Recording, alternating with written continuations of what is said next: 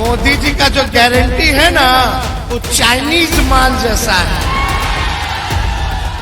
एक दो बार इस्तेमाल कीजिए, खत्म। मतलब जब तक चुनाव है तब तक मोदी जी की गारंटी है, चुनाव के बाद जुमला हो जाएगा।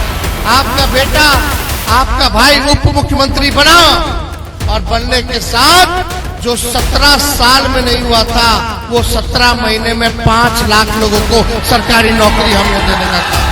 मुख्यमंत्री जी हमारे अभिभावक हैं, बुजुर्ग हैं, उनका हम सम्मान करते हैं, लेकिन जब वो बीजेपी को लात मार के आए थे हम लोगों से माफी मांगा कि अब मर जाएंगे, मिट जाएंगे, लेकिन भाजपा में नहीं जाएंगे। सबसे बड़ा अगर कोई दुश्मन है तो बेरोजगारी है, बेरोजगारी। आज बताइए कितना नौजवान यहाँ बेरोजगार है, जरा हाथ उठा करके बताइए। बताओ, ये 17 साल 10 साल और 3 बार सांसद बनाया लोगों ने, 15-20 साल से सांसद है, एनडीए का विधायक उनका, फिर भी क्या दिल में हाथ रख के बोलेगा कि गरीबी खत्म हुआ?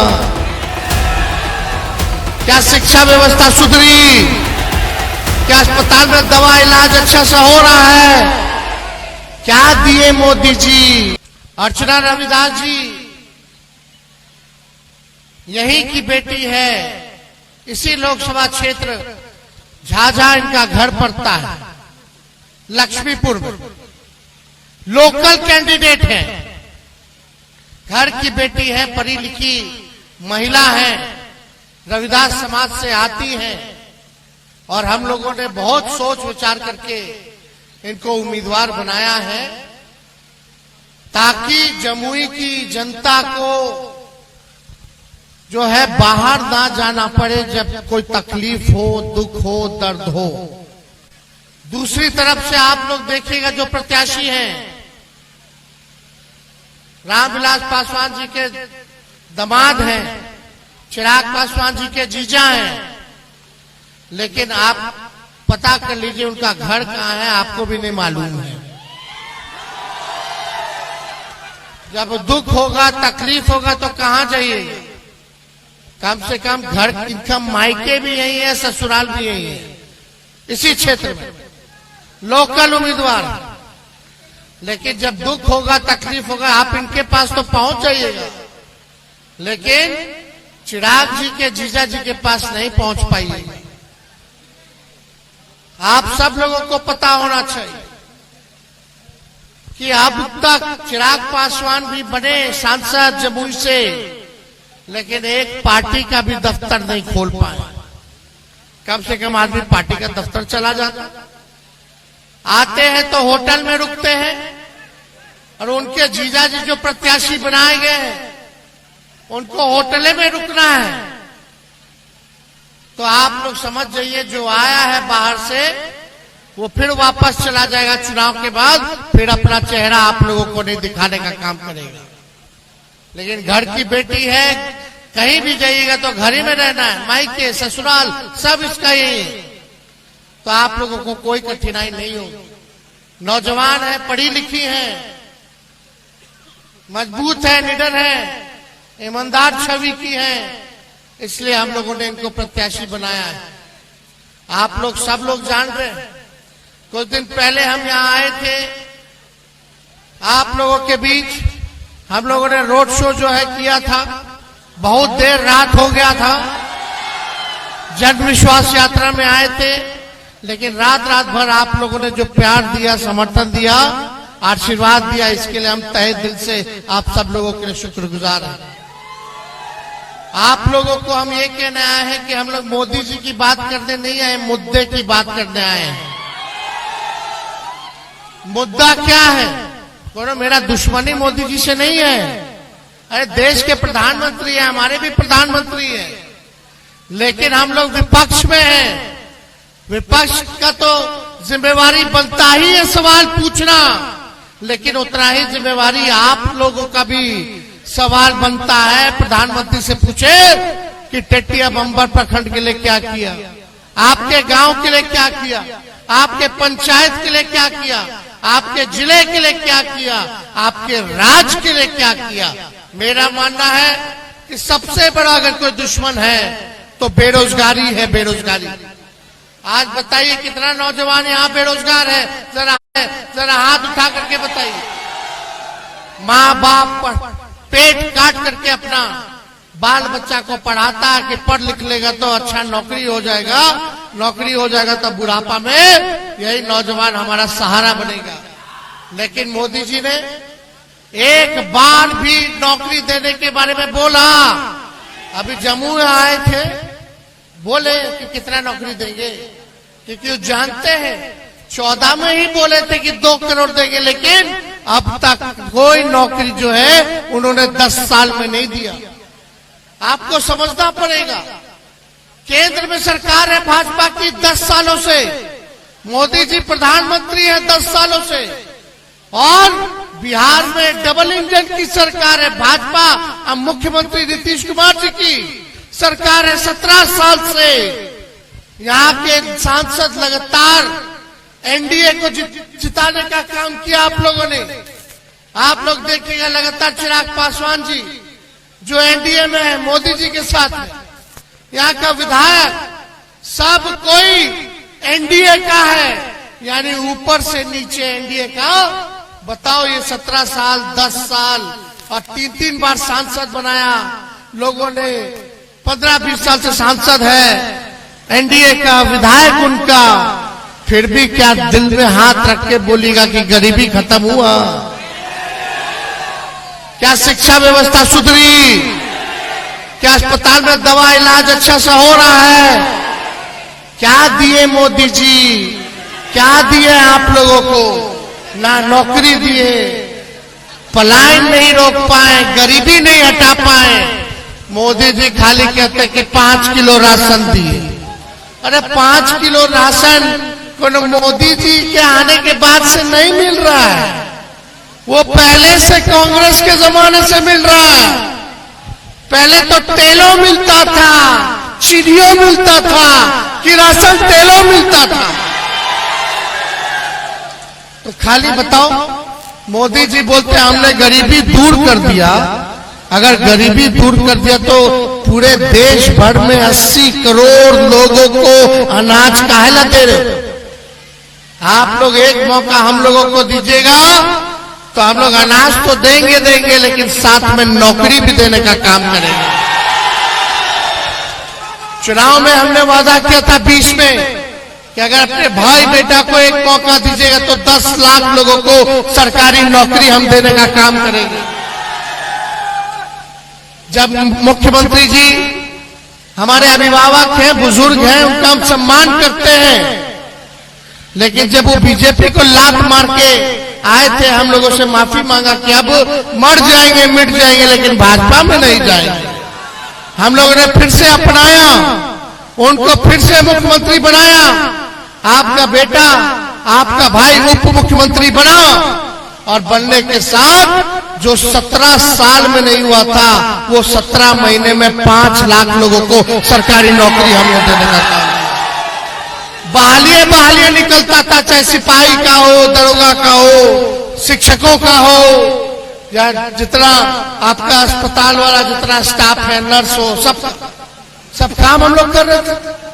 बताइए देश में, देश के प्रधानमंत्री, इतने राज्यों में उनकी सरकार है, भारत सरकार है, लेकिन देश का प्रधानमंत्री नौकरी नहीं दे पाया। उप मुख्यमंत्री रहते हुए आपका बेटा ने 5 लाख सरकारी नौकरी दिया केवल 17 महीने में। मोदी जी तो 10 साल रह लिए प्रधानमंत्री, लेकिन बताओ कौन सा बहाली दिया? रेलवे का बंद कर दिया, रेलवे को बेच दिया, वहां भी बहाली अब नहीं निकल रहा। सेना का अग्निवीर योजना ले आया गया, अग्निवीर। बताओ कोई हमारा सैनिक अगर शहीद होगा तो उसको शहीद का दर्जा मिलना चाहिए कि नहीं मिलना चाहिए? लेकिन अग्निवीर योजना में केवल 4 साल रहेगा, 4 साल के बाद हटा देगा, यानी जवानी खत्म। 4 साल बाद क्या करेगा? और बताइए शहीद का दर्जा नहीं मिलेगा, 4 साल रहेगा लेकिन शहीद का दर्जा नहीं मिलेगा। कैंटीन में जो उनको मिलता था कैंटीन की व्यवस्था नहीं मिलेगी। आप लोग देखिए जो पेंशन है वो नहीं मिलेगा, ग्रेजुटी जो है वो नहीं मिलेगा, और नौजवानों के साथ भविष्य के साथ खिलवाड़ किया जा रहा है। अब हम लोग चिल्ला रहे हैं तो बोलते हैं वापस ले लेंगे, वापस ले लेंगे। अरे आप लोग बताइए क्या कहां से आएगा नौकरी? सब कुछ तो निजीकरण मोदी जी ने कर दिया, जहाज बेच दिया, एयरपोर्ट बेच दिया, रेलवे बेच दिया, स्टेशन बेच दिया, पोर्ट बेच दिया, BSNL बेच दिया, सब कुछ जो है बेच देने का काम किया जो आपका देश का संपत्ति था।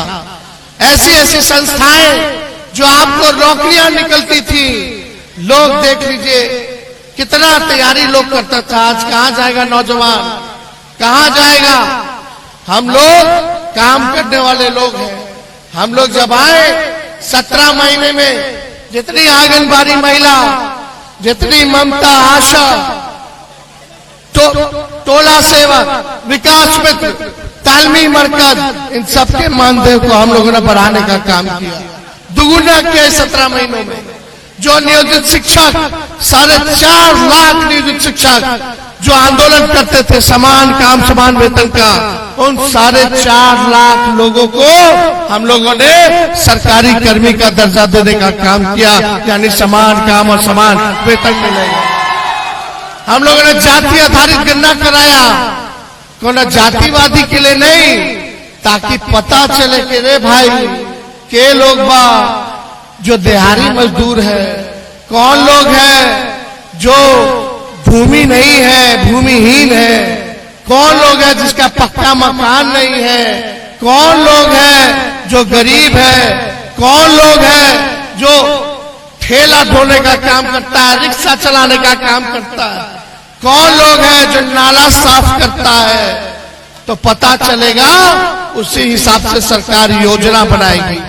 जब तक सही पिक्चर नहीं आएगा तब तक पैसा सरकार कहां खर्च कर रही है उसको नहीं पता।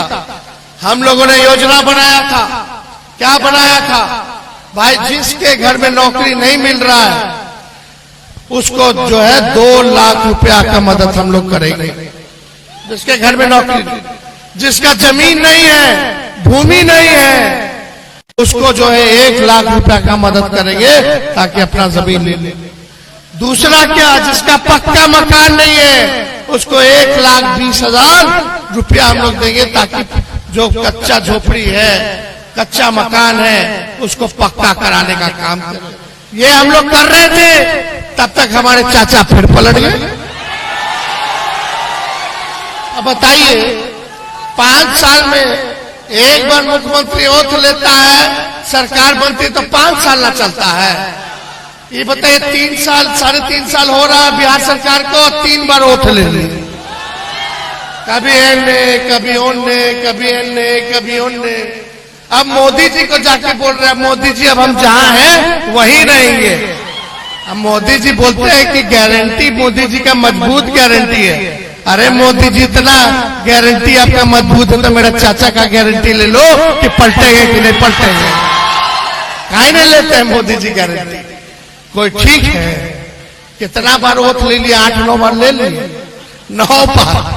बताइए, कभी इधर कभी उधर। ठीक कह रहा लड़का, मोदी जी का जो गारंटी है ना वो चाइनीज माल जैसा है। 1-2 बार इस्तेमाल कीजिए, खत्म। मतलब जब तक चुनाव है तब तक मोदी जी की गारंटी है, चुनाव के बाद जुमला हो जाएगा। सच नहीं बोलते लोग, झूठ बोलते, केवल झूठ। इसलिए आप सब लोगों के बीच आए हैं, ईमानदार प्रत्याशी जिताइए। देश तरक्की जब तक नहीं करेगा जब तक आपका गांव विकास नहीं करता, और देश के नागरिकों की जब तक तरक्की नहीं होगी, गांव आगे नहीं बढ़ेगा, तब तक देश विकास नहीं कर सकता। आज देखिए किसानों का आय दुगुना करने चले थे मोदी जी, 22 तक आय दुगुना कर देंगे। क्या हुआ? आय दुगुना हुआ किसानों का? कुछ नहीं हुआ। बोले थे पक्का मकान बना देंगे, क्या क्या बोले, किसी को छुपा नहीं है। लेकिन आप लोगों से यही हम कहने आए कि अर्चना रविदास जी को भारी मतों से आप लोग जिताने का काम कीजिए। बताइए जिताइएगा कि नहीं जिताइएगा? दोनों हाथ उठा करके बताइए जिताइएगा कि नहीं जिताइएगा? बताइए मुकेश सहनी जी बीजेपी में थे, इनको फुसला के ले गया था सब। बताओ, इन्हीं को तोड़ दिया, इन्हीं के विधायक को खरीद लिया, इनके पार्टी को छीन रहा था अभी चुनाव में। लेकिन अब पिछड़ा का बेटा अति पिछड़ा का बेटा साथ हो गया है। अब हम लोग लड़ाई लड़ेंगे। हम दोनों नौजवान हैं, नए सोच के हैं, नया बिहार बनाना है, नौजवानों को नौकरी देना है। तो इसलिए हम लोग सब लोग साथ हो गए। सभी भाई लोगों से अपील है कि एकजुट हो जाइए। सभी पिछड़ा अति पिछड़ा भाई, अल्पसंख्यक भाई, सभी अल्पसंख्यक भाई, सब लोग गरीब लोग, सब लोग एक हो जाना है और आगे मिल करके लड़ाई लड़ना है। आप लोग लड़ाई लड़ रहे हैं बिन निषाद सबकी, ताकि उनको मान सम्मान मिले, उनको आरक्षण मिले, जगह